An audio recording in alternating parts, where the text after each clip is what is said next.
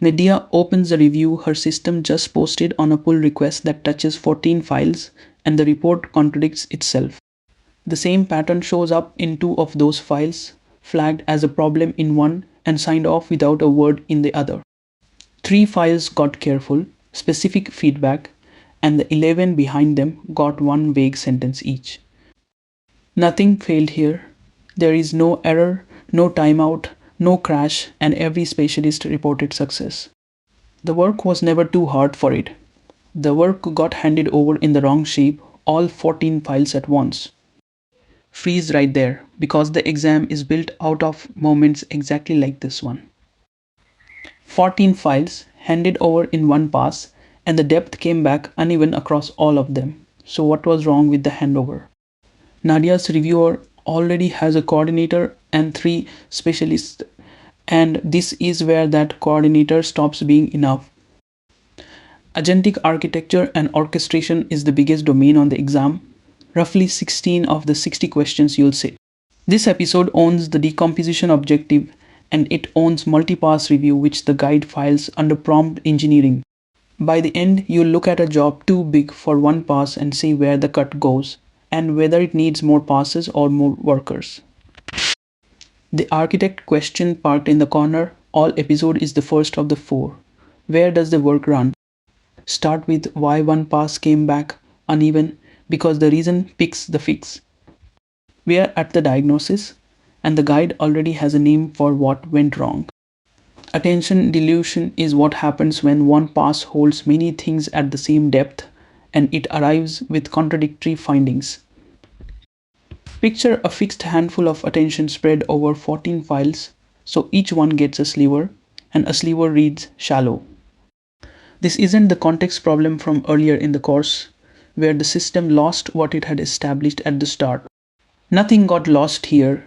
Every file just got a thinner share of the care. The fix most people reach for is a roomier pass, and more room gives the work space to sit in rather than more care. So here is the line to carry. When the depth comes back uneven, the cut is wrong, not the model. If one pass can't hold 14 files, what shape do you hand it instead? That shape is the fix, and the guide names it precisely. One local pass per file, and then a separate pass that only looks across the files. The per file pass has one job: read this file, judge this file at full depth with nothing else competing for room. Then comes the pass people leave out of their answer, and it looks at data flow between the files and the calls that cross a boundary. That's where a value handed from one file to another goes wrong, and no per file pass can see it. So the principle is one job per pass. Depth inside a file and connections between files are 2 different jobs. The same objective names a third pass, where the model reports a confidence level beside each finding so routing can use it.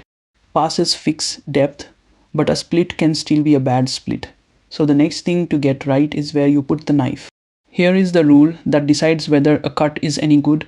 Cut the work so the pieces don't need to talk to each other. If piece 4 has to stop and ask piece 9 what it concluded, your parallel design is a queue with extra steps.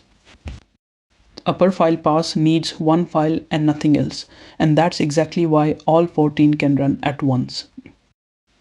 The exam names 2 shapes of decomposition, and the first is a fixed sequential pipeline, also called prompt chaining.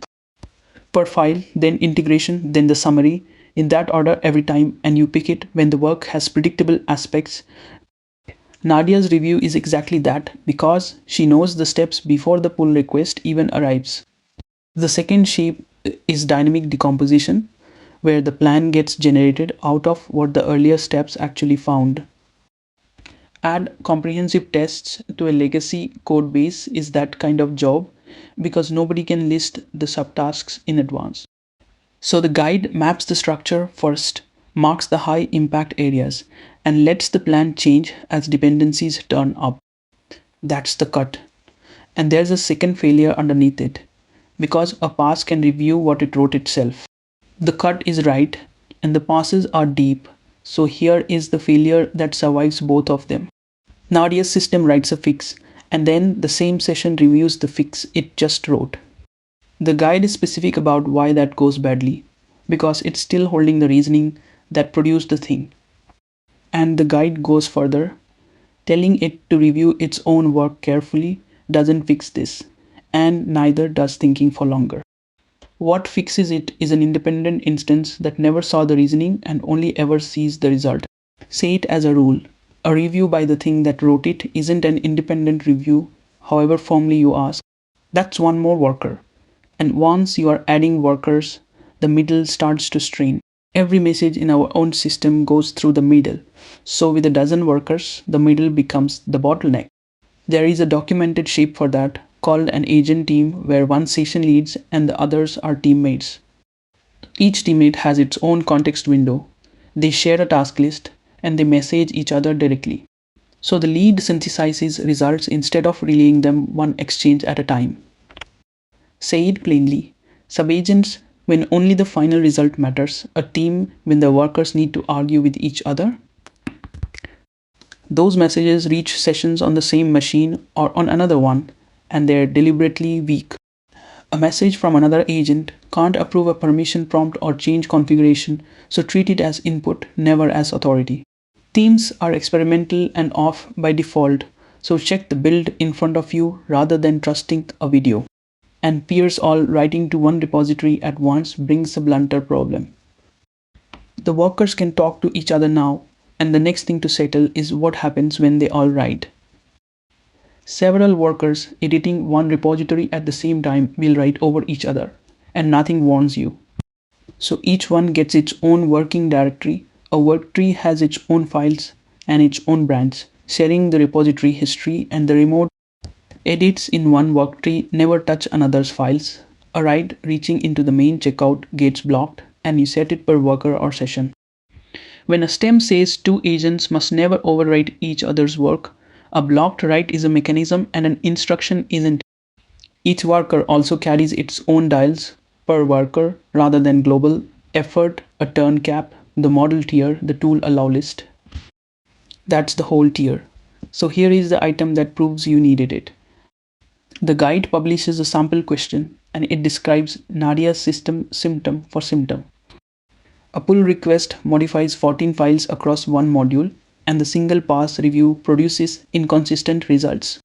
Detailed feedback for some files, superficial comments for others, obvious bugs missed, and a pattern flagged in one file but approved in another. That's her report almost word for word. How should you restructure the review? Option A. Split into focused passes, each file analyzed on its own for local issues, then a separate pass on cross-file data flow. Option B. Require developers to split large requests into smaller submissions before the automated review runs at all. Option C. Move to a higher tier model with more room, so all 14 files get adequate attention in one pass. Option D. Run 3 independent passes over the whole request and only flag issues that turn up in at least 2 of the 3. Name the question first. Every option is a proposal about how the work is arranged. So this is where does the work run. There is no must and no never in that stem. So the elimination rule stays holstered and the symptoms have to name the root cause. C dies first because a roomier pass gives the work more space to sit in rather than more care. When the depth comes back uneven, the cut is wrong, not the model. B isn't an architecture answer at all. It hands the problem back to the developers and leaves the review as broken as it was. D is worse than doing nothing, because requiring 2 of 3 runs to agree suppresses exactly the bug that only gets caught intermittently. A is the answer, per file passes for local depth, and 1 integration pass for what happens between the files, which is the cut we'd already made. So the exam isn't checking whether you memorized the pattern, it's checking whether you'd have made the cut. One more from the same set. A research system gets the impact of AI on creative industries split into digital art, graphic design, and photography. Every subagent succeeds at its task, and the final reports cover only visual arts with music and writing and film missing. 3 of the 4 options blame a downstream agent, and all 3 are wrong because those agents did their work correctly. The decomposition was too narrow. and no worker can cover ground it was never handed. Look at where Nadia's reviewer stands tonight. 14 per file passes for depth, one integration pass for what runs between them, and an independent instance reviewing what it wrote. The workers sit as peers with a shared task list, each in its own worktree, and the coordinator isn't the bottleneck anymore. 2 lines to walk into the exam with. When the depth comes back uneven, the cut is wrong, not the model. And a review by the thing that wrote it isn't an independent review, however firmly you ask. Next time it has to survive being interrupted because everything we just built is worth nothing if a restart loses all of it.